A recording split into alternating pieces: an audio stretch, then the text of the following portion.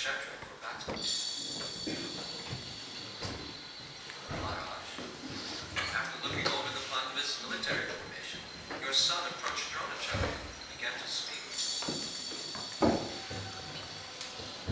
Acharya, behold the vast Pandava army, so expertly arranged by your intelligent disciple, the son of Drupa. In this army are many heroic bowmen equal to Arjuna. Great fighters like Yuyuthan, Virat, and Drupa. There are also powerful fighters like Drishtaketu, Chekitan, Kashira, Purujit, Dipodi, and Shailya.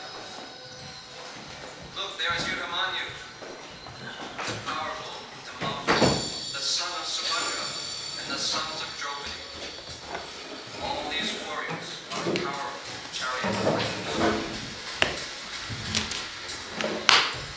But for your information, Old Testament prophets, let me tell you about the warriors who are especially qualified to lead my armies. They are personalities like your good self, Bhishma, Karna, Kripa, Ashwatthama, Vikarna, and Murishava. They are always victorious in battle. And there are many other heroes who are prepared to lay down their lives for my sake.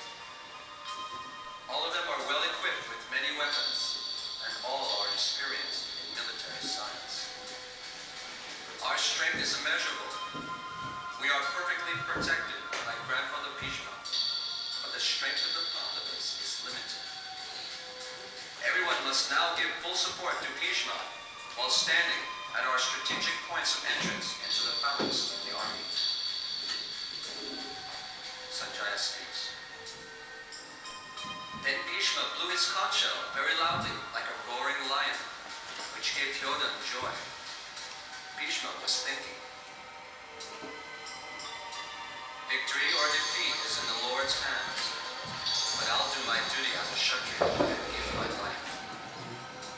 And now that I've blown my conch shell, Krishna will respond by blowing his conch shell, which I long to hear. After that, the conch shells, drums, bugles, trumpets, and horns all suddenly sounded, and the combined sound was tumultuous.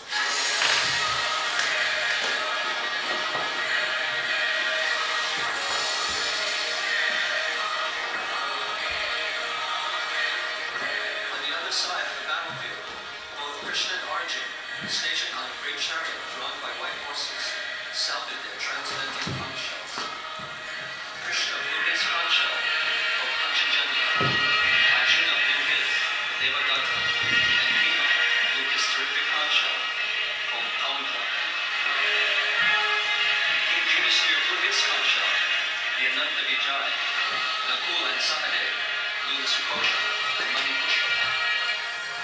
That great archer, the king of Kasi, the great fighter Sikandi, Drishtadyumna, Virat, the unconquerable Satyaki, Drupa, the sons of Draupadi, and the others all blew their respective conch shells. The blowing of these conch shells became glorious, vibrated both in the sky and on the earth. It shattered the hearts of our sons.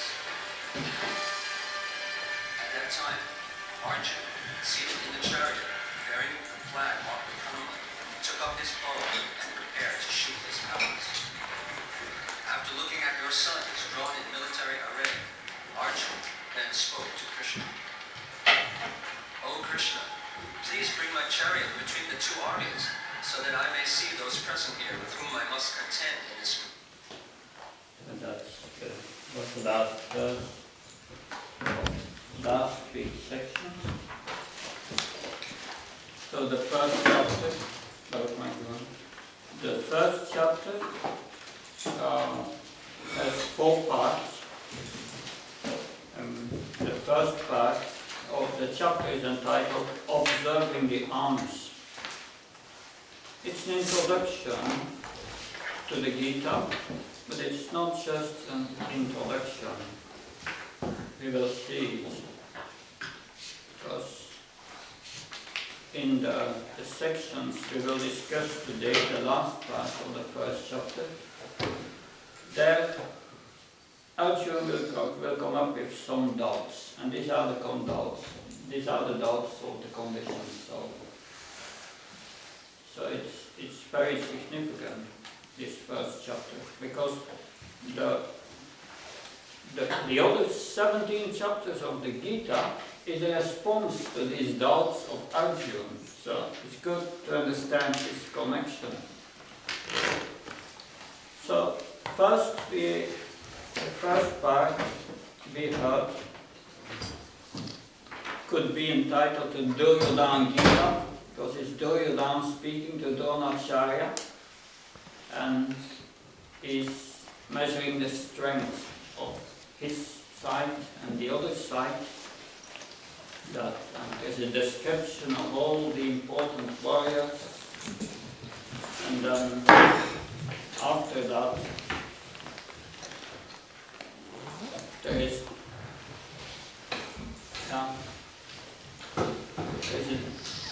the sounding of the conch shells, the blowing of the conch shells.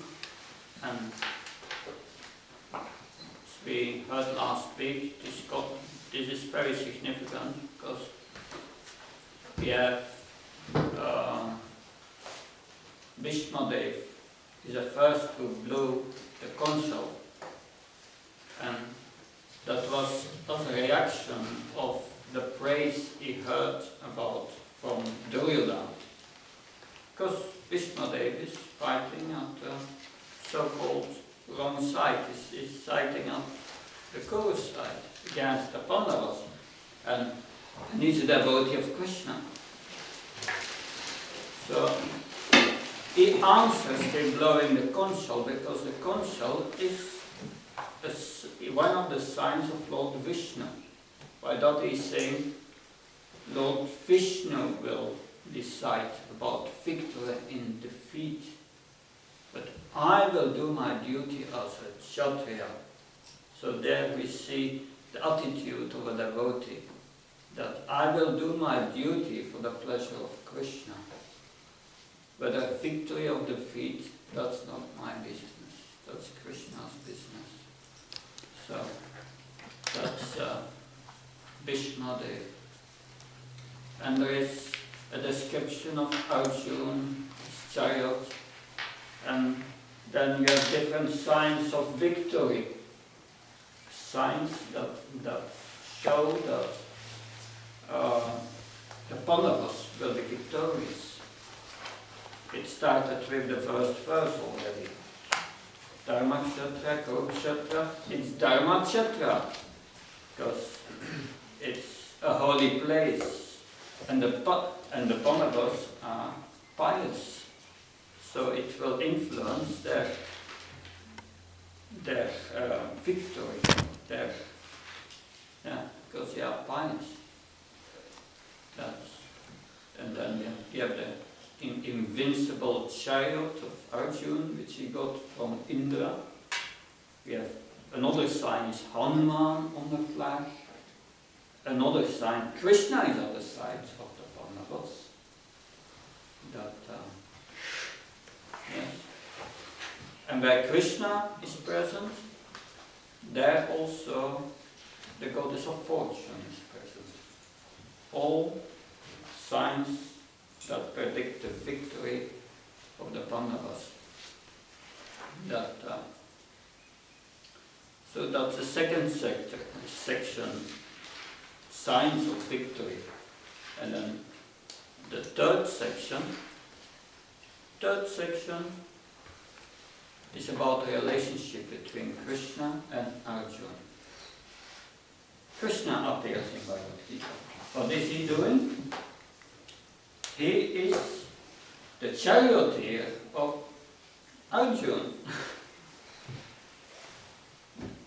Then hopefully after this course we can start the Bhakti Vailava course, then we'll hear from the first canto of the Bhagavatam. In the first canto, the first time when Krishna appears in the Bhagavatam, what is he doing? is again the charioteer of Arjuna, and they are chasing after Ashwatthama. So that it shows Krishna's feature of Bhaktavatsal is very, very favorably inclined to his devotee. He becomes the servant of his devotee. But then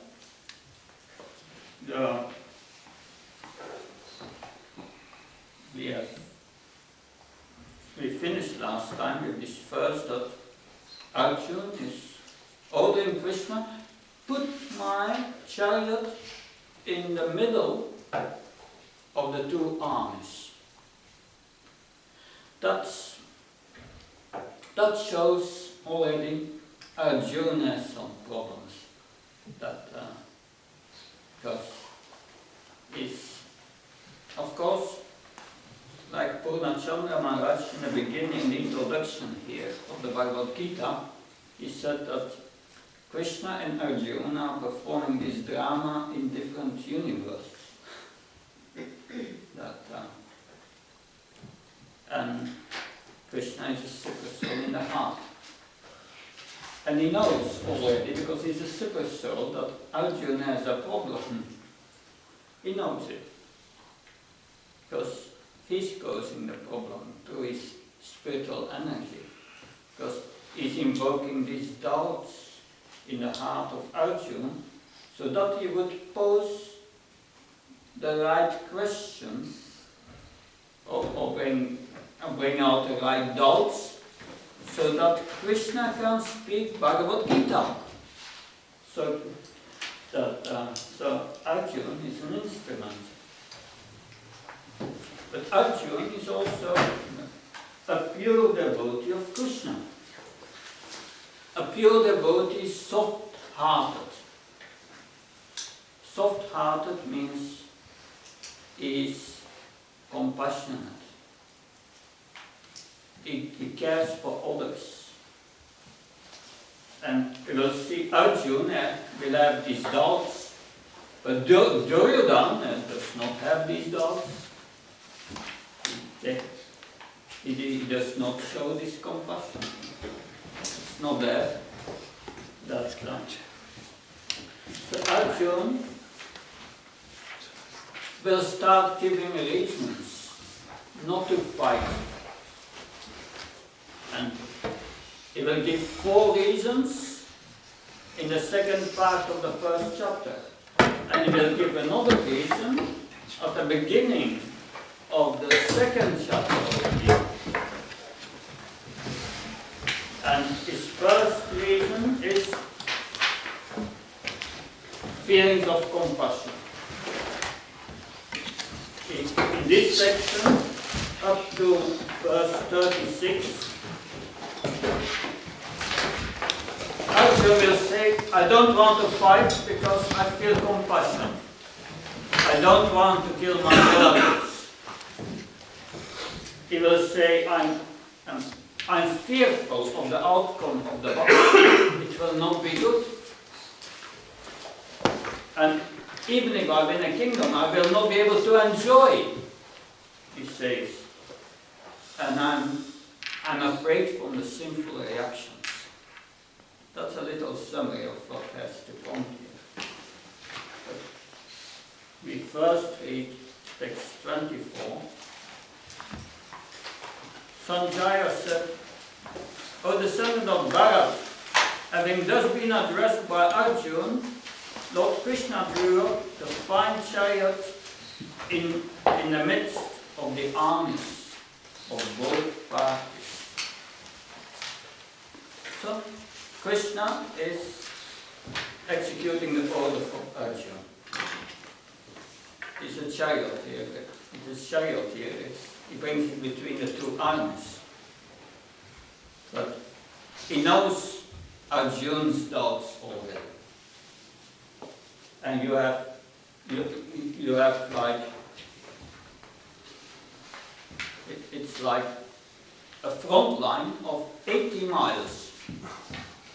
There are 504 million Kshatriyas going to fight. And where does Krishna put the chariot? Just before Dronacharya, Bhishmadev, that all these great warriors, which we have heard the names, just before them, Duryodhana, that one can say 80 miles, and just before them, Krishna has a purpose in mind.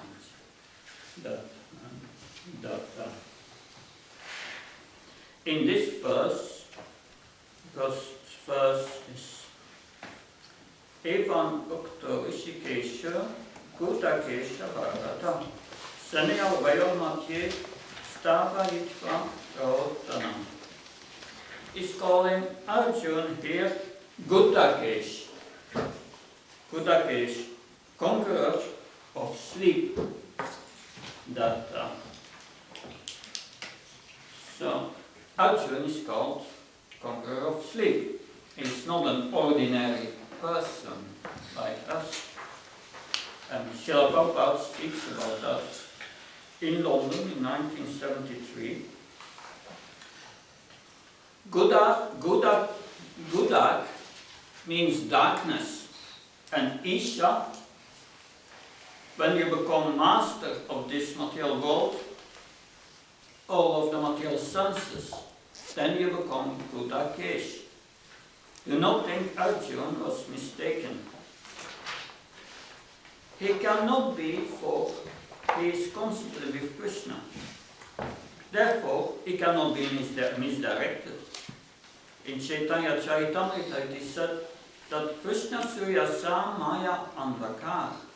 So Gudak means darkness, Maya. So Krishna Surya Sam Maya Andhakar. Darkness and light always means, always are there side by side. You have the example of sunlight and darkness. These two things exist, but wherever there is Krishna, darkness of Maya has no jurisdiction. You can immediately escape the influence of Maya if you remain always surrendered to Krishna. Maya will not touch you. Just like if you remain always in the sunshine, then there is no question of night. Nowadays it's very easy. You simply fly your plane towards the west and you'll never get night. Start your plane in the morning and go to the west and keep going on. You can go on for 3, 4, as many days as you like, and you'll never get night. That is practical. Similarly, if you keep always with Krishna, you are Gudakesh. You will never get darkness, and Maya will not touch you. This is Krishna consciousness. So try to become Gudakesh. But Srila Prabhupada gives also another reason why Arjuna is called Gudakesh. This is from the Mahabharata. When Arjuna was studying under his guru Drona, ordered his servant never to allow Arjuna to eat in the dark. One night, however, the wind blew out his light while he was eating, and Arjuna continued to eat in the dark out of habit. He then realized that if he could not eat in the dark, why couldn't he practice archery in the dark? From that time, he used to practice shooting at night, so he's called Gudakesh, conqueror of sleep. We will read also the purport of this verse. In this verse, Arjuna is referred to as Gudakesh. Gudak means sleep. One who conquers sleep is called Gudakesh. Sleep also means ignorance. So Arjuna conquered both sleep and ignorance because of his friendship with Krishna. As a great devotee of Krishna, he could not forget Krishna even for a moment, because that is the nature of a devotee. Either in waking or in sleep, a devotee of the Lord can never be free from thinking of Krishna's name, form, quality and pastimes. Thus a devotee of Krishna can conquer both sleep and ignorance simply by thinking of Krishna constantly. This is called Krishna consciousness or Samadhi. As Rishikesh, or the director of the senses and mind of every living entity, Krishna could understand Arjuna's purpose in placing the chariot in the midst of the armies. Thus he did so and spoke as follows. So that's text 25. In the presence of Bhishma, Drona, and all the other chieftains of the world, the Lord said, "Just behold, Parth, all the Kurus assembled here." In the Gita Amrita, which we heard in the beginning there the Baladev Vidyabhushan adds a few lines, and he said, "Just behold, Parth, all the Kurus assembled here. Now, make friends." He says, now you can make friends if you want. That's like Krishna is saying, you want to come in the middle of the two armies. Now, what's your purpose? You want to make friends? Is it a social event or that?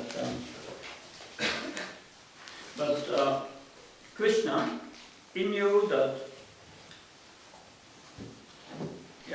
He's also called Rishikesh. Rishikesh, Krishna is the controller of the senses of everyone, of the super soul within. So, he could understand why Arjuna wanted him to put a chariot between the arms. Therefore, he told Arjuna, "Behold the Kurus." So he was anticipating with his doubts already by saying that. And now, the two next verses, 27-26. There Arjuna could see within the midst of the armies of both parties his fathers, grandfathers, teachers, maternal uncles, brothers, sons, grandsons, friends, and also his fathers-in-law and well-wishers. When the son of Kunti, Arjuna, saw all these different grades of friends and relatives, he became overwhelmed with compassion and spoke thus. In this verse 27 is mentioned, Kripaya Paryavistu. Kripaya. Kripaya means compassion. But you have also other words in Sanskrit like Daya. Daya means also compassion. But Daya is more used universal. That's Daya means compassion for everyone, for every living entity. That's Daya. But Kripaya is more specific. It's here about compassion for his relatives. So he expresses compassion. Arjuna said, "My dear Krishna, seeing my friends and relatives present before me in such a fighting spirit, I feel the limbs of my body quivering and my mouth drying up." So he felt compassion, but he felt compassion for the soldiers on both sides. And we see that in this verse some bodily symptoms are mentioned, which are showing how he really feels this compassion. As crying, has a dry mouth, quivering of his limbs. So Arjuna had all the good qualities of the demigods due to his devotion of Krishna. And this compassion is a great quality of the devotee. But Duryodhana, he had not such compassion. That, see, in Srila Prabhupada explains that in London, 1973. Arjuna was overwhelmed with compassion. Duryodhana had no such feelings. Why this contrast? Arjuna is a devotee, ready and willing to excuse his enemies.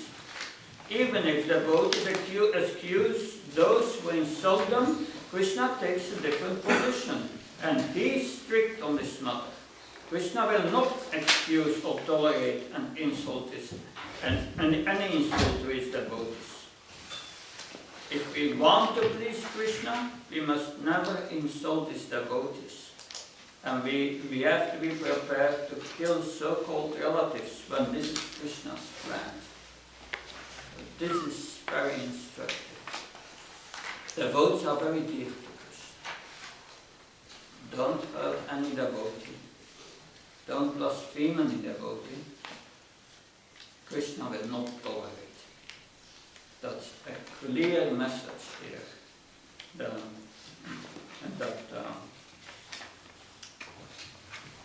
So, another reference to this verse. So Arjuna was not a coward. He was a competent warrior. But still, the Atma Buddhi, the body concept of life is so strong that Arjuna admits, Kristva tu Svajanam Krishna. My dear Krishna, I have to kill my own man. Own man means bodily relationship. Why are others not own man? Everyone is own man, because everyone is Krishna's son. So when one becomes Krishna conscious, he can see everyone as own man. And when he is not Krishna conscious, he simply sees own man when there is bodily relationship. This is the defect. So this is very important. It means the compassion of Arjuna is Kripaya, it's not Daya. So it's based on the body concept of life. The body concept of life means attachment to the relationship, how it is known with these bodies. But this is the illusory energy of the Supreme Lord. Makes us think that our situation now is permanent, and we are going to get permanent happiness by maintaining it like this. But he forgets that everyone has to die, and that the other party, they were great aggressors, we will see. And he was a Kshatriya. He had to fight for religious principles. If you are a policeman, then you have to arrest a thief and not be sentimental, not thinking, oh, maybe it's a relative of me, I don't do it. No, this is the duty of a Kshatriya. But he became overwhelmed with this, we will hear later, misplaced compassion. His compassion was misplaced. It was for his relatives that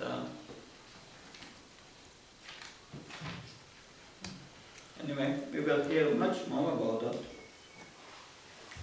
that. So, going to, Duryodhana had not such feelings of compassion, but we can say that these considerations of Arjuna about his relatives is petty-minded. Petty-minded, like this is from the Hitopadesh, verse 71. Speaks about petty-minded people. Petty-minded people say, this is mine and this belongs to others. But to the generous, the whole universe is a family.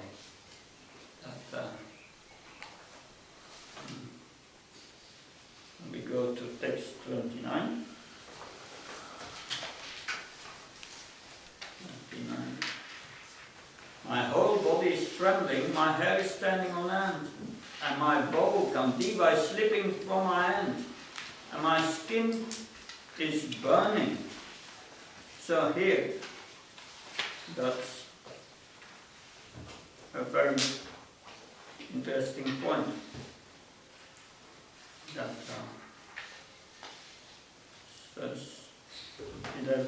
read verse 29. Yeah.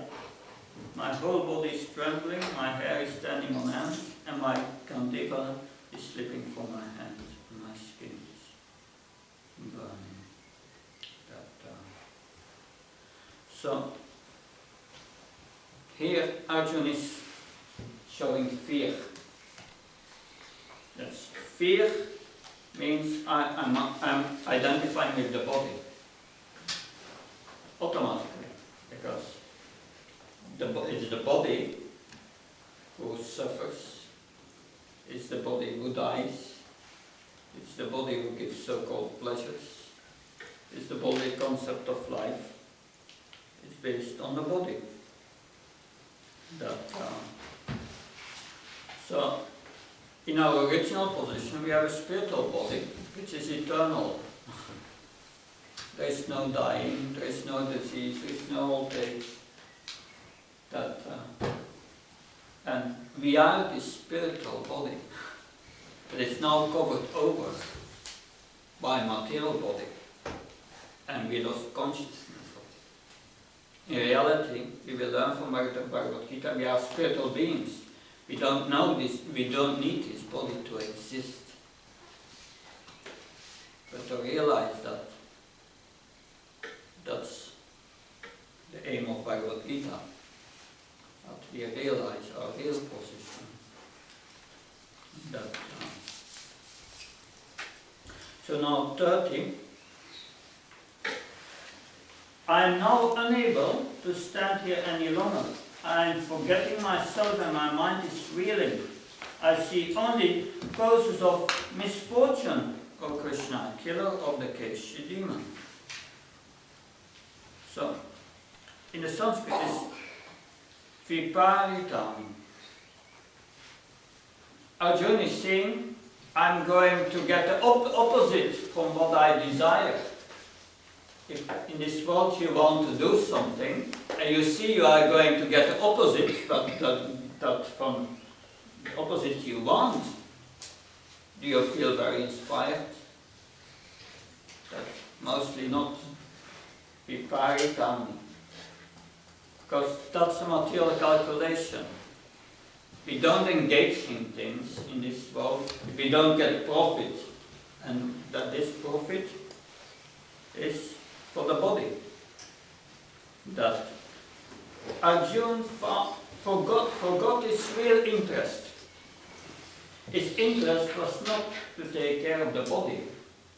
His interest was to satisfy Krishna. That is his interest. That is all our interest, to satisfy Krishna. Although Krishna was present before him, he became self-centered. He was thinking about my enjoyment, my feelings of fear, my compassion. It was self-centered. It's fear. Yeah. A lot of lessons to learn here. I just make a few references how we have to study this more deeply, like in the Bhagavatam. It's from Srimad Bhagavatam 7.7.42.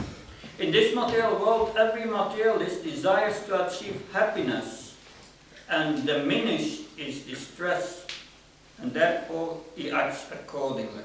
That's what we all want in this world. We want to get rid of our miseries and then get some gratification and be happy. Yeah. Actually, however, One is happy as long as one does not endeavor for happiness for the body. That's a hard lesson to learn. We'll hear later in Bhagavad Gita. Yei samspasyago kadukayona evate atyantantakamya nati shuramate butaha. The wise have concluded that every endeavor for sense gratification is just a source of misery. That it's a source of misery and gets a beginning and an end. So as soon as one begins his activities for happiness, his condition of distress begins. Because you will become frustrated, because it never works out in this material world, and you get at the end always the opposite. And that's a reality in this world. At the end, everything is a failure, because you do it for the body, but the body will not last. That also, and this is from the 6th canto, 1660. As husband and wife, a man and woman plan together to attain happiness and decrease unhappiness, working jointly in many ways, but because of their activities are full of desires, these activities are never a source of happiness. And they never diminish distress. On the contrary, they are a cause of great unhappiness. That's very heavy, but it's the truth. That in the, because further in the 2nd chapter, because Arjuna will say, I want enjoyment, but I will not be able to enjoy it. And that's a problem. And in the 2nd chapter, Krishna will explain a section where he speaks about karma kanda. And he says, because Arjuna says, I cannot enjoy, because even if I win, those with whom I want to enjoy, they are all gone. So no enjoyment. And if I die, I lose everything. But Krishna says, so Arjuna says 2 times negative. And Krishna turns it in 2 times positive in the 2nd chapter. He will say, if you fight and you conquer, you will enjoy a kingdom.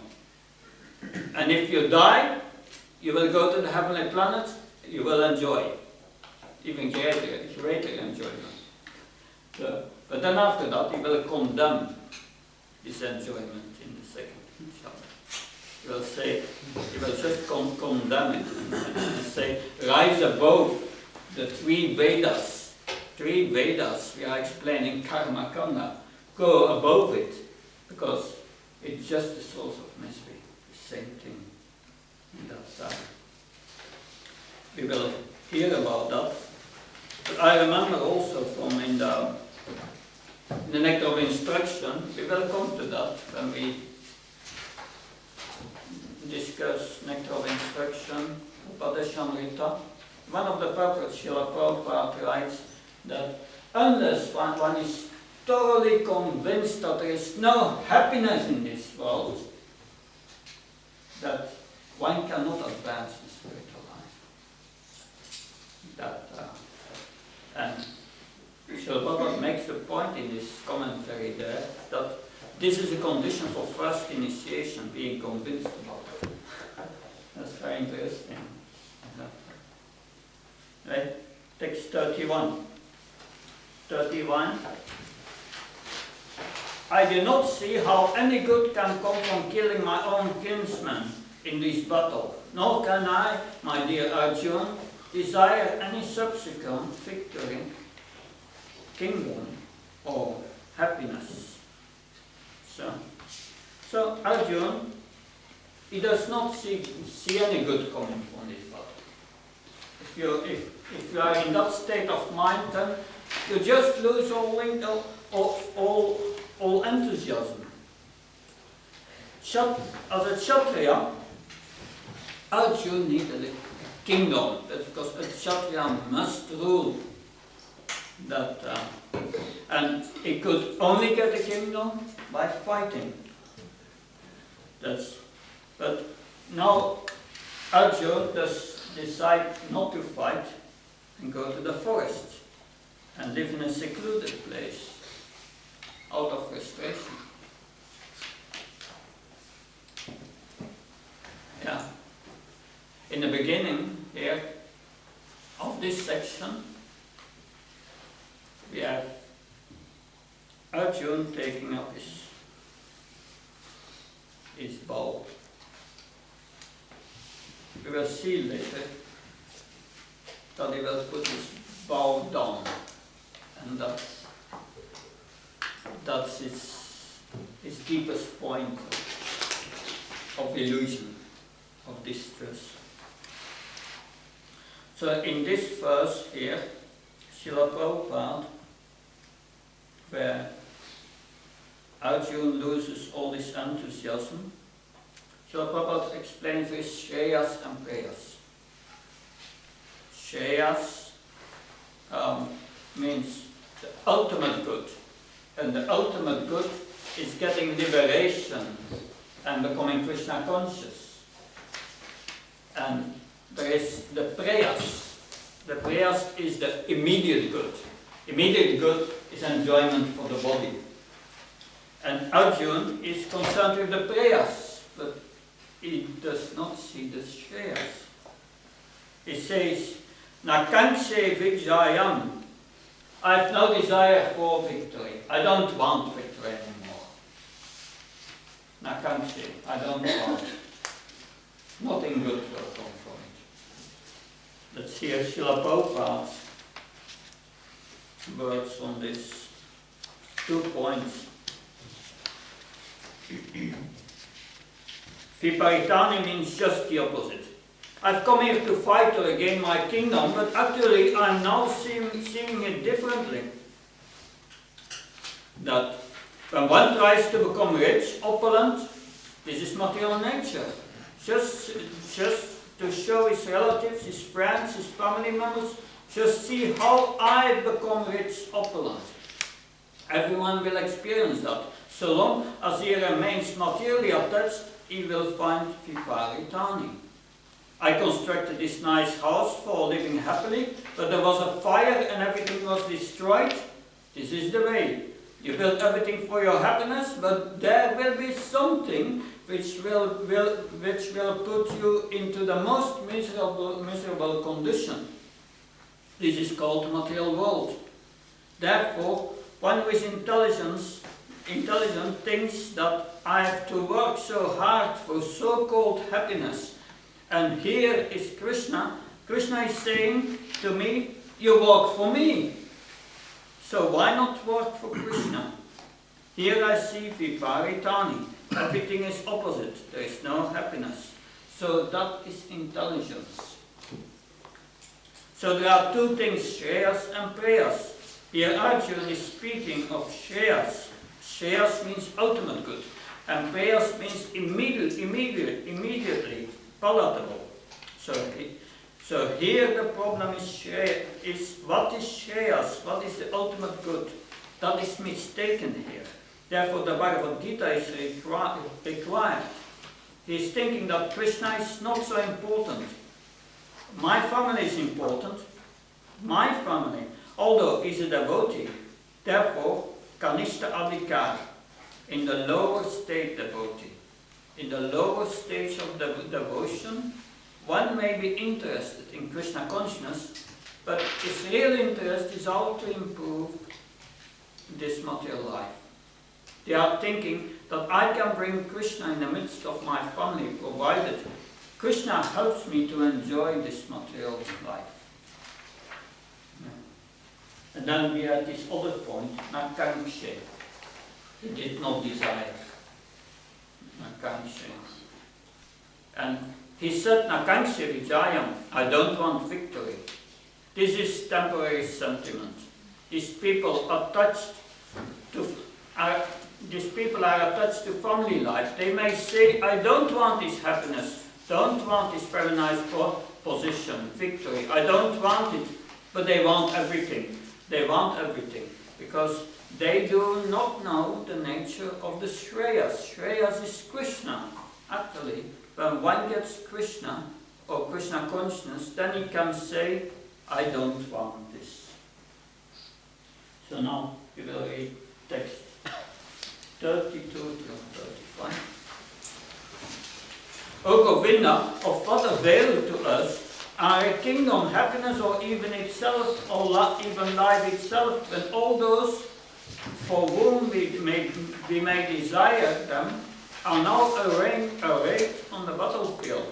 O Madhusudan, when teachers, fathers, sons, grandfathers, maternal uncles, fathers-in-law, grandsons, brothers-in-law, and other relatives are ready to give up their lives and properties and are standing before me, why should I wish to kill them, even though they might otherwise kill me? O maintainer of all living entities, I am not prepared to fight with them, even in exchange for the three worlds, let alone this earth. What pleasure will be derived from killing the sons of Dhritarashtra? Sin will overcome us if we slay such aggressors. Therefore, it is not proper for us to kill the sons of Dhritarashtra and our friends. What should we gain? O Krishna, husband of the goddess of fortune, and how could we be happy by killing our kinsman? So here he gives another reason. He says, sin will overcome us. But first back to the verse 32. There, Krishna is calling, Arjuna is calling Krishna Govinda. Govinda is one who gives pleasures to the senses and to the cows. So it's saying to Krishna, it's addressing him as Govinda, because he's saying, oh, you are giving pleasure to the senses, so you should know what gives pleasure to my senses. So therefore it's addressing Krishna in that way. But it's selfish. It's for my senses. And then Arjuna is making a calculation. Typical materialistic calculation. How much profit am I going to get from this battle? He thought, if I kill all my friends and my relatives, I've no one to share my opulence with. This is typical material calculation. But on the other side, we see also, because it's Krishna by his yoga mind, his spiritual energy, which brings his doubts in Arjuna's consciousness. So he's directing him. It's not just in illusion, Arjuna, like all of us. No, he's directed by Krishna. We are under Mahamaya, the material energy, but he's under Yoga Maya. But that makes him act in very strange ways. Because at the same time, it's a pure devotee in his heart. The Srila Prabhupada says two things here. He says his compassion was misplaced and so on. But he's very soft-hearted, and that's due to his being a pure devotee of Krishna. So you have both at the same time. Because he's a pure devotee, but Krishna makes him act in that way. So he did not want to retaliate against his cousins. A devotee, pure devotee, never retaliates for anything. He just wants to please Krishna. But the Lord does not tolerate any offense to his devotees. Therefore, Krishna was determined to kill them, and Krishna already killed them. We will see in the 11th chapter. He already decided who will die. They will all die. Only a handful will survive. it is said all those who blew their conch shell, and their names are meant here in the Gita, they survived the battle. It's very interesting. That, so he thought, yes, I'm going to get sinful reactions. That Arjuna thought that material kingdoms and pleasures were impermanent, and that's a good realization. So it's impermanent. So he was thinking it's impermanent. So why should I risk my life? Why should I kill my own man? But Kshatriyas, they are engaged in administration of the state, and they cannot be cowardly. They have to punish aggressors. That was their duty. Their duty, which they had to execute without fail. And the Srila Prabhupada speaks about this duty. 36. It's like a summary. The Pandavas suffered each of these forms of aggression at the hands of the Kauravas, who were now poised to attack. Duryodhana fed Bhima a poisoned cake. He arranged for a house of flax to be built for the Pandavas and conspired to have it set ablaze while they slept. Sakuni cheated in a dice game and plundered all their wealth. The Kauravas then occupied the Pandavas' land. Finally, they stole Draupadi by foul means, once during the dice game and once when Jayadratha attempted to kidnap her. Arthashastra allows that such aggressors be killed. Why then, Arjuna says sin will overcome him by killing? Arjuna is speaking from the level of Dharma Shastra, not Artha Shastra. Dharma Shastra, which is more authoritative, propounds that killing one's friends and relatives is never permitted. So here we see Arjuna. Arjuna knows Shastra. And he says, yes, according to Artha Shastra, aggressors should be killed. But he's arguing with Krishna. But Dharma Shastra is higher. And Dharma Shastra says, if you kill your family members, you will incur sinful reactions. You get reactions. So he's arguing. But he forgets that Krishna is just near to him. Is the personification of Dharma. He is present. It's like you drive and you get a red traffic light, but the traffic light is broken. And in the middle there is a police officer, and he says, come. But if you stop with your car and the police officer says, come, and you say, then there will be battle.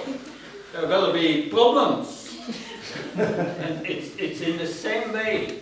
Krishna is there, is Dharma personified, but Arjuna is arguing on and gives so many good Shastric reasons. And they are all good reasons.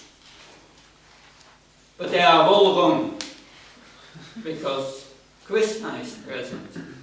And he was forgetting Krishna's desire.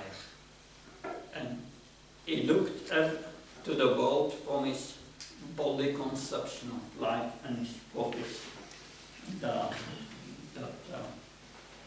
So we are going now to the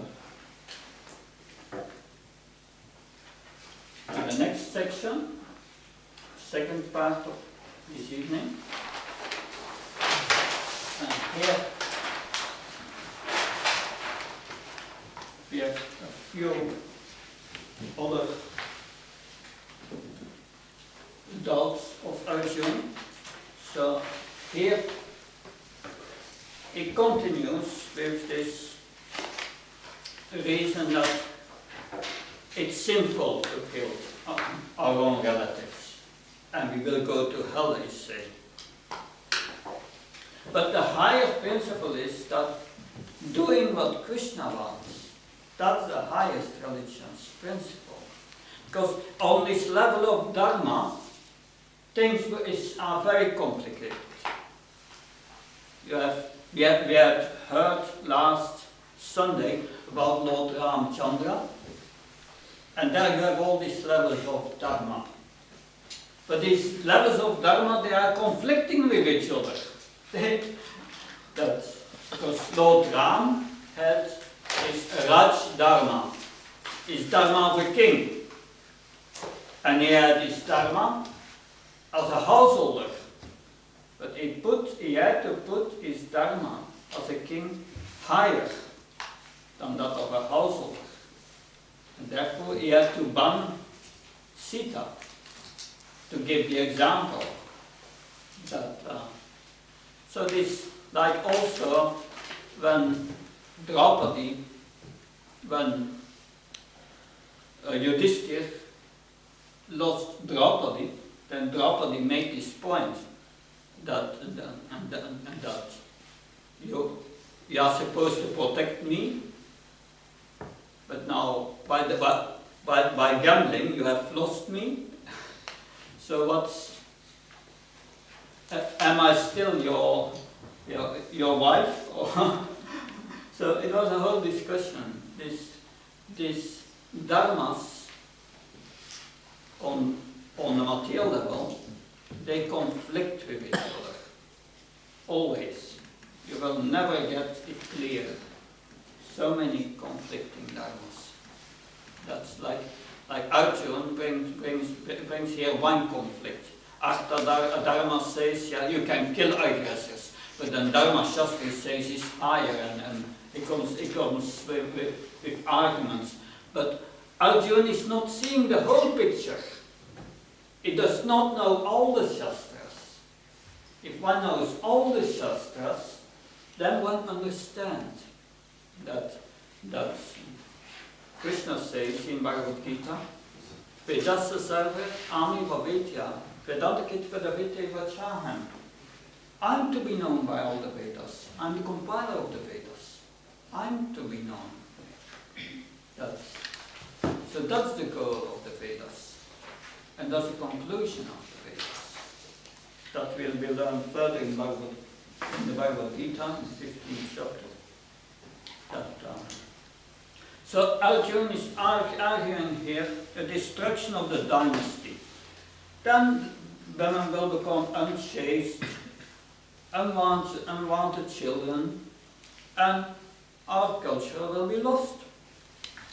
Arjuna has decided not to fight at the end here, and he lays down his bow. Text 37, 38. 37, 38.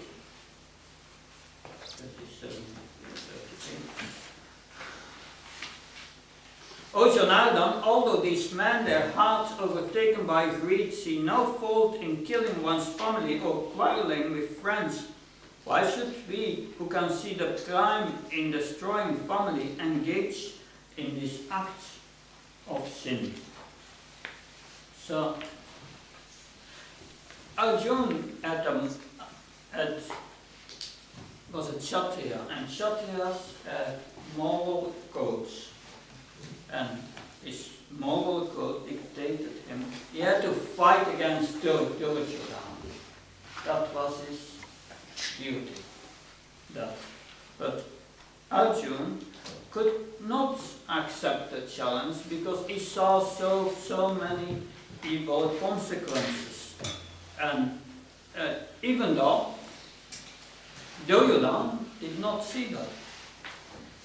But, this is the difference between Duryodhana's party and the Pandavas. That Duryodhana was completely bewildered by lust. He just wanted to enjoy and get the kingdom. That his thing was lust, enjoyment.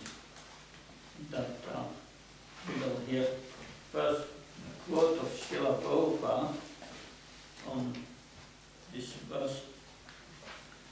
Duryodhana's party were not considering all these pious or impious, sinful or vicious activities, because Loba Upahata Setasa, they have lost their sense on account of greediness for acquiring the empire. When one is overcome by lust and greed, he loses all intelligence. That we will learn in the second chapter, the person will fall down. Therefore, Arjuna is considering so many things because he's a devotee. These rascals have lost their intelligence on account of greed for acquiring the empire. But so far I'm concerned, Arjuna said, Katamna Hyenam Asmavi. By us means including Krishna, is saying not I or by me, is including Krishna. You are on this side. So because you are on my side, you are my charioteer. If I do not consider all these things, what will people say? That Arjuna is such a great devotee of Krishna, and Krishna is there. He is committing such sinful activities. A saintly person, a devotee, should consider all these things before acting. Whether I'm doing it properly or improperly. This is Arjuna. The other party, Loba Upata Shekasha, have lost their sense. But we cannot. A devotee must be very responsible. He must act in such a way that nobody can blame him. Otherwise, everyone will ask, what kind of devotee is he? So here Srila Prabhupada is stressing responsibility. The devotee is very responsible. We got intelligence from Krishna, and we should use it to the greatest extent to understand from Bhagavad Gita, from the spiritual master, from the scriptures, how to act and act according to the scriptures, that according to the instructions of the spiritual master, because that's what means acting on the spiritual platform, acting as a spirit soul. Bhagavad Gita is about how can we act as a spirit soul in our daily life, how to act spiritually. Although we will hear later in the second chapter that there are two svadharmas, but they are connected. The material svadharma is meant to attain liberation. We act out of duty for the pleasure of Krishna. We become purified, we attain liberation. And then one attains one's spiritual svadharma, spiritual duty. Then there is only the acting for the pleasure of Krishna, or execution of the order of the spiritual master, or the mission of the spiritual master, which is Krishna's mission. Right? Now we'll go to text. Yeah. Another thing is, Duryodhana was full of lust. It is about lust. The cause of lust and how to give it up. We will learn more about that in the third chapter, but it's good to hear these references. From greed springs anger. From greed, lust is born. From greed, illusion results as thus ruin. Indeed, greed is the cause of all sin. And then, how to give up lust. This is from Srimad Bhagavatam 7:15-22. By making plans with determination, one should give up lusty desires for sense gratification. Similarly, by giving up envy, one should conquer anger. By discussing the disadvantages of accumulating wealth, one should give up greed. And by discussing the truth, one should give up fear. That very wise advice. And, all right. Now, text 39. When the destruction of the dynasty, the eternal family tradition is vanquished, and thus the rest of the family becomes involved in irreligion. So, Arjuna was situated in the Varnashram system. Varnashram means a society of Sudras, Vaishyas, then Kshatriyas and Brahmins, but also the ashram system. That means Brahmachari, Khyasta, Anaprastha, Sannyas. That's a Varnashram system. And this system is created by Krishna. We will hear later in Bhagavad Gita. It's created by Krishna. It's a scientific system. But if everyone does his duty according to his varna and ashram, then the whole society will be peaceful. And this peaceful society is a basis for advancement in spiritual life. Now, in our modern age, everything is topsy-turvy. The Sudras are elected to the top, and the Brahmins, they are the beggars. They don't exist anymore. And it's just one source of misery. The Varnashram system gives principles of religion to elevate people in spiritual life, since the elderly members of the family are responsible for carrying out such traditions. If they are killed, then the tradition is lost. And younger family members may develop irreligious habits. So that was his concern of Arjuna. Arjuna was thinking ahead what's going to happen hereafter. He said that the family will be destroyed. All 504 million Kshatriyas died. How many widows? That was Krishna's vow. Draupadi's hair came down, and he made a vow that all the Kurus, their wives will become widows, their hair will also become down. That's Krishna. You are friend Krishna's devotee. That's Krishna's decision. But Arjuna was thinking ahead, and then at the same time he was forgetting Krishna's interest. Text 40. When irreligion is prominent in the family of Krishna, the women of the family become polluted, and from the degradation of womanhood, or the son of Krishna becomes unwanted progeny. Srila Prabhupada quotes Chanakya Pandit. He says, Chanakya Pandit says, Vishvasam naiva kartavyam strishu raja kuleshu cha. Vishvasam naiva kartavyam. Don't trust women. Vivasham naiva kartavyam strishu. Strishu means women. Rajakula and politicians. Yes. Vivasam naiva kartavyam strishu rajakuleshu cha. Never trust a politician or a woman. Of course, when a woman comes to Krishna consciousness, that position is different. We are speaking of ordinary women. We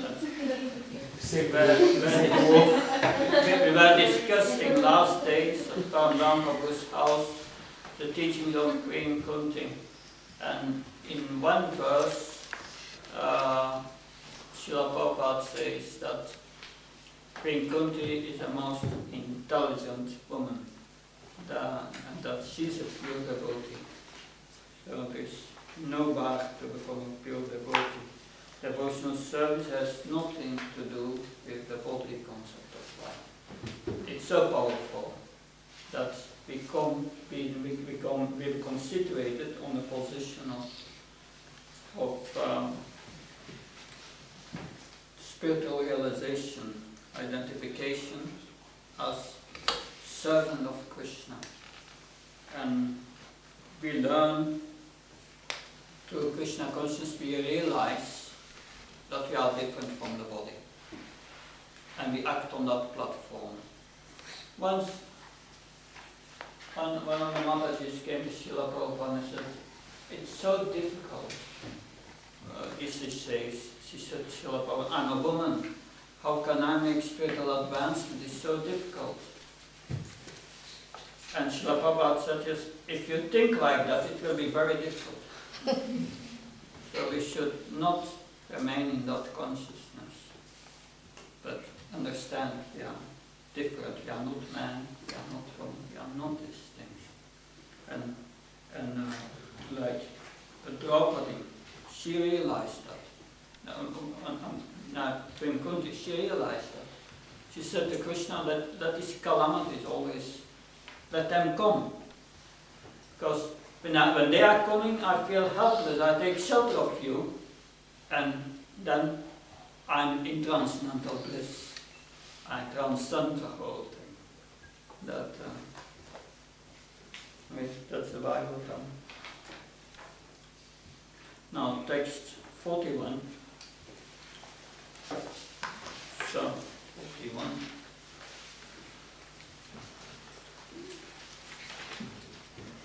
An increase of unwanted population certainly causes hellish life both for the family and for those who destroy the family tradition. Ancestors of such corrupt families fall down because the performances for offering them food and water are entirely stopped.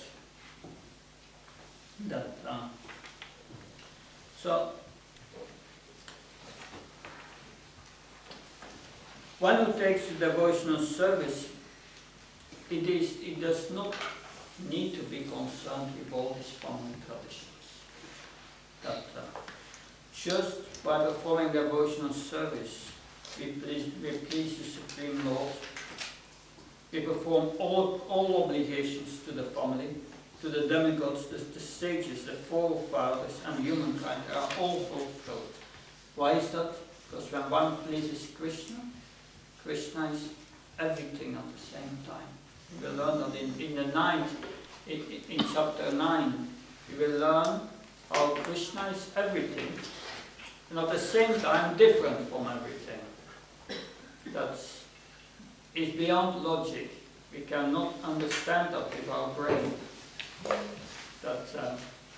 Only one can understand that if we explain in the 11th chapter, so verse 54, he will say to Krishna, you can understand me as I'm standing before you only by Ananya Bhakti, by pure devotional service.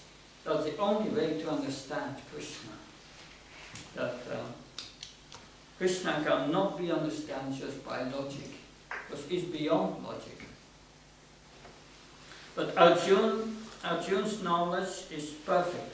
And it's perfect because he knows life does not end with the body. There is an afterlife. And he knows his family tradition is important for the cycle of sacrifice. If the forefathers, of course, that's karma kanda. Krishna will condemn that. But it's three quarters of the Vedas about that. It's a cycle of sacrifice. So, cycle of sacrifice will be described in the 3rd chapter also.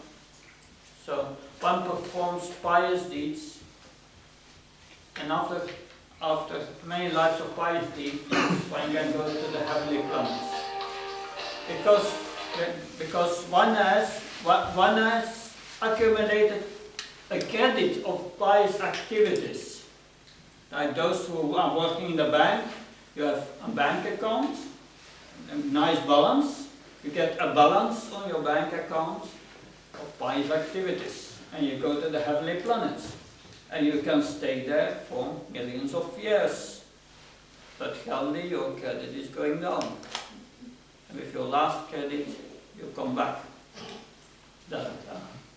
But there are those also who do not attain these heavenly planets, but they go to the planets of the forefathers, ancestors, Pitri Loka.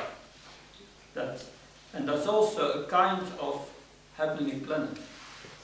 But then they can stay there as long as on the earth their children, they are performing sacrifices for them. They're offering pinda. So that means there is still a connection between the life on earth of the children and their forefathers. And Arjuna knew this. So he knew there is an afterlife very, very clearly.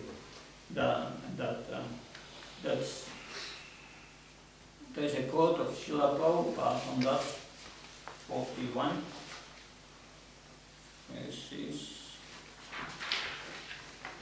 At the present moment, nobody knows that after death there is life, and still such life is connected with the family, the forefathers and the descendants. Nothing of this science is known at the present moment. More or less exactly like animals, an animal has no such feelings of connection. Simply, the number of days he will eat, sleep, have sex life, and die, that's all. This is subtle regulation of family connection. This subtle regulation of family connection is unknown at the present moment. And they are very proud of advancement of knowledge. Arjuna was not a Brahmin, nor a sannyasi, nor a Grihastha. He was on the battlefield. He's not a Vedantist. Just see how his knowledge is perfect. This is culture. At the present moment, they are reading Bhagavad Gita for years and years, important scholars, important theologians, but they cannot understand. That's one of the important teachings of this Gita, is that by performing devotional service, we will hear that in the 10th chapter, Tesam Evanakampatam Amma Jnana Chantamam Nasan Atmi Bhavashtu Jnana Penavashvata. Krishna says, when one performs devotional service for me, I will enter his heart with the lamp of knowledge, the Jnana Dipa, and cleanse his heart and give us realizations. And that's the real knowledge. Jnana is not sufficient. It must become Vijnana, self-realized knowledge. And that's given by Krishna to the heart. The first verse of the Bhagavatam says the same thing. Tena Brahma Hridaya Kavaye. Tena Brahma Hridaya Kavaye. Brahma got knowledge at the beginning of creation to the heart. That's right realization. In the purport of this verse 10, 11, I think, it says that even if a devotee is not very scholarly educated, but because he is fully engaged in devotional service, Krishna helps him from within to make spiritual advancement. He gives the realization. That's what Arjuna does. He's engaging in devotional service. That just by that engagement, we get knowledge from within. That on text 42. By the evil deeds of those who destroy the family tradition and thus give rise to unwanted children, all kinds of community projects and family activities are devastated. And then, in this verse, in relation to this verse, Srila Prabhupada speaks again about this pinda. In Calcutta, there was an eminent scientist. His name was Sarpisirat. He was a confirmed atheist. He was saying, this Pinda Loka, by offering Pinda, Prasad and water, it will go to my forefathers. Just give me to eat downstairs, whether I can eat upstairs. Such reasoning, but he does not know that there are different types of eating. They do not know that there is eating in the subtle body also. The ghost there also eats, but the method is different. That's an important teaching of the Gita. The subtle is more powerful than the gross. That Krishna will say at the end of the 4th chapter that higher than the objects of the senses are the senses, and higher than the senses is the mind, which is the steering wheel of the sense. It's more subtle. More subtle or higher than the mind is the intelligence, and more subtle than the intelligence is the soul, and the soul is the most powerful. That intelligence is also very powerful. That's, by using our intelligence, we can change our life. By using our intelligence, we can understand that we are not this body, that we are the consciousness in this body, that it's different. And we can cultivate or feed the intelligence with transcendental knowledge. And with that knowledge, we can direct the mind to act on the spiritual platform and engage the senses in Krishna's service. That's the power of the subtle. We will learn more about that further in the Gita. This was verse 42. Yeah. Verse 43. O Krishna, maintainer of the people, I have heard by the cyclic succession that those whose family traditions are destroyed always dwell in hell. That's 43. Yes. Arjuna is coming here forward again with Dharma Shastra, but he forgets that Krishna must be satisfied. That's the highest Dharma. That's the Sanatana Dharma. Is to satisfy Krishna. That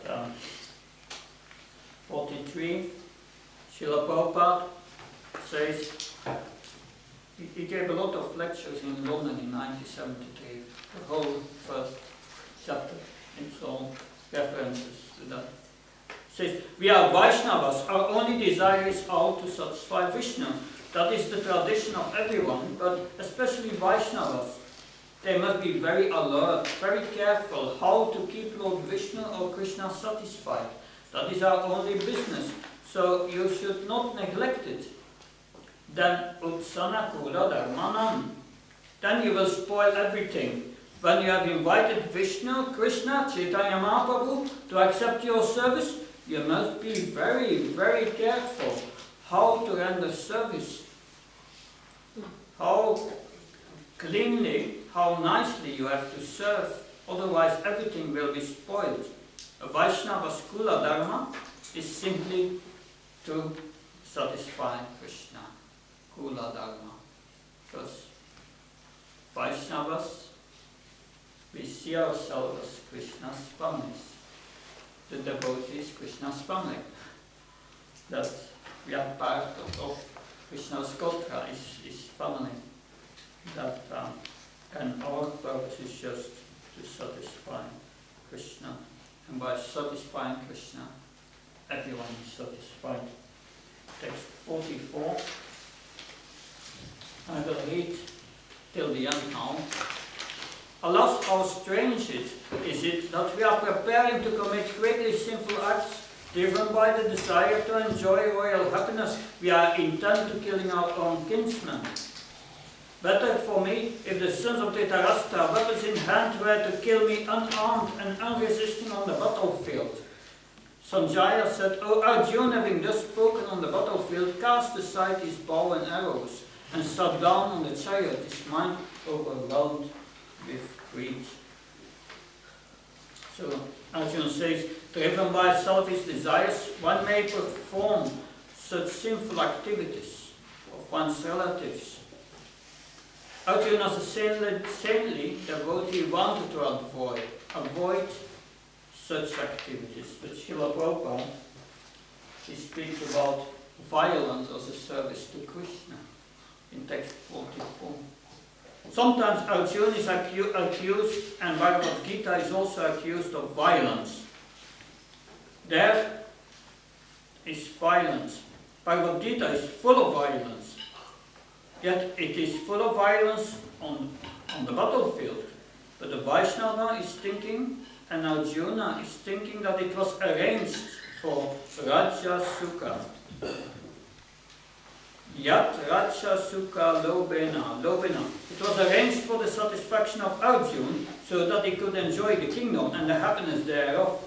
Actually, it was not so. It was arranged for by Krishna, for his satisfaction, not for Arjuna's satisfaction. So that is the difference between ordinary work and devotional service. Because Krishna wanted Yudhishthira on the throne. He wanted a pure devotee to reign the empire. That was his purpose, to bring Yudhishthira at the throne. Because Yudhishthira later on, after the battlefield, he will go to see Bhishma Dev, who is lying on a bed of arrows. Bhishma Dev, he had this benediction to be able to leave his body whenever he wanted. Because his body was full of arrows, but he was still alive. And Yudhishthira came before him and said to Bhishma Dev, that's so many millions of Kshatriyas have been killed just to bring me on the throne.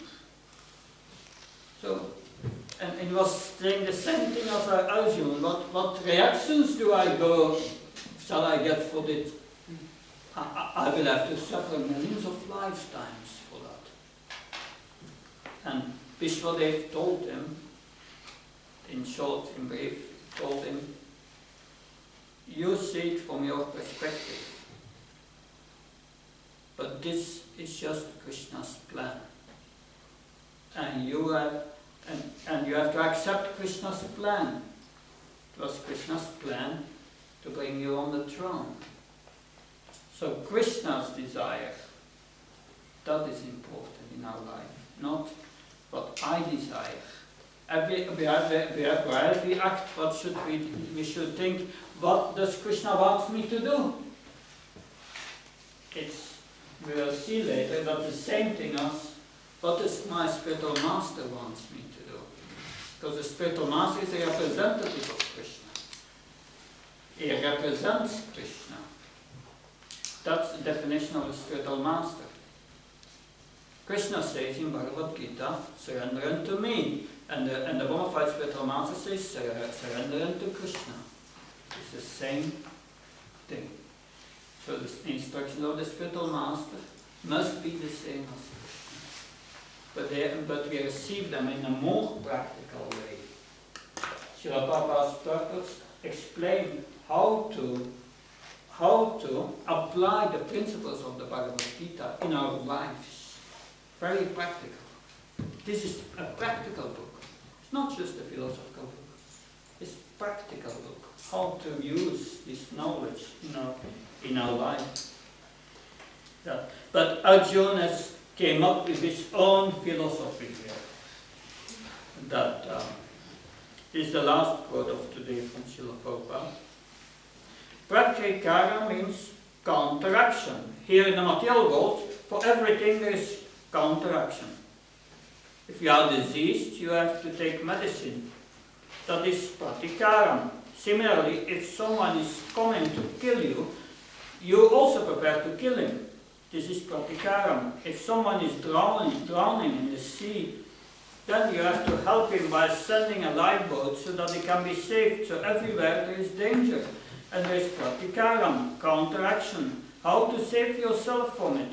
This is called the struggle for existence. So here is Arjuna's position. Krishna has already arranged the battle, and he knows that Krishna wants this battle. Still, he says that Yadimam apratikaram. He decides in his own way. This is called Maya. He knows that Krishna's desire is, and still he's speaking his own philosophy. That means Arjuna is placing himself on the position of an ordinary man. An ordinary man does not know Krishna, and what is Krishna's desire? And he manufactures his own philosophy and thoughts. Whatever we have manufactured, pratikaram, counteraction, will also fail if Krishna does not sanction it. This is realized by Prahlad Maharaj. He says, my Lord Nrsimhadev, the parents of children are not actually protectors of the children. Every father and mother wants to protect the child, but still the child has to meet some danger and die. Then nartasya saganam, a person is suffering from disease, some fatal disease. If you think, I shall engage a first-class physician and I shall supply first-class medicine, then the patient will be saved. But that's not possible. Therefore, real pratikaram is Krishna counteractive.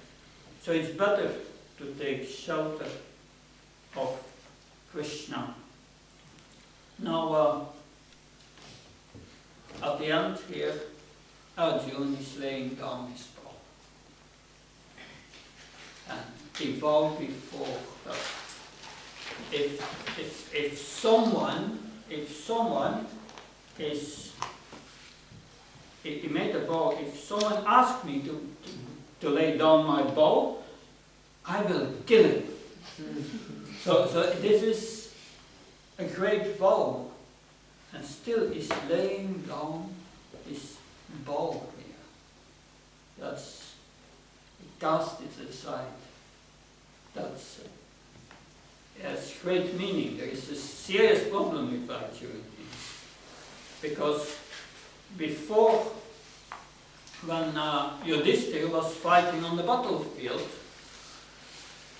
Yudhishthira was fighting with Karna. And Karna defeated him. But Karna did not kill Yudhishthira Maharaj. He was insulting him. He said, you are not a Kshatriya. You are always so truthful and so that's like a Brahmin. I don't even care of killing you because you are not a worthy party to fight with. So he insulted him like anything. But Yudhishthira Maharaj got wounded, injured, and he was brought to the tent. And then when Arjuna was fighting, he heard that Yudhishthira Maharaj was wounded. So he left the battlefield to see how Yudhishthira was doing.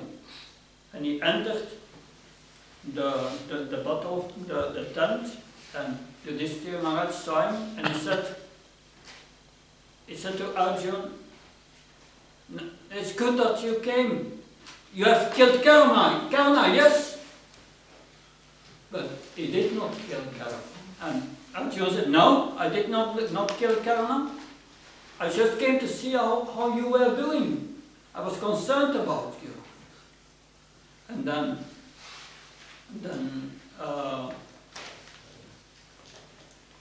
Yudhishthira became angry and he said, how can you come to see me without killing Karna? Yeah. You are not worthy to have this Gandiva bow, and you should put it away. And then Arjuna was hearing that, and he said, I made this vow to kill anyone who asked me to put down my bow.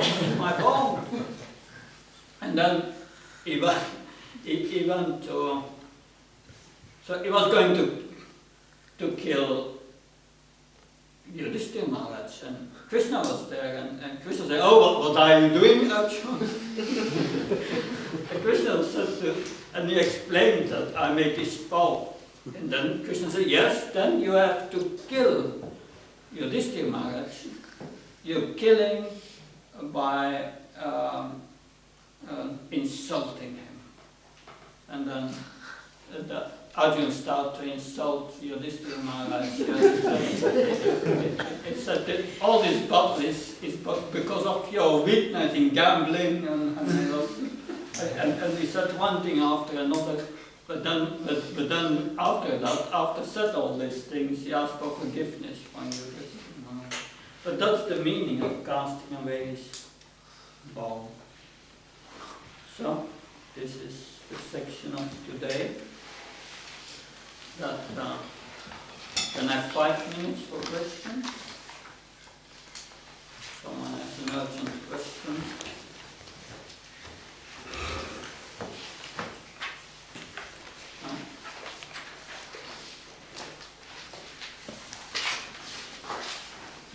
Okay, then next week we don't have a lesson. Eastern Monday, because I'll be in Munich in Germany for a few days, and then we see each other back the 28th, the Monday after, the last Monday of this month. Thank you very much.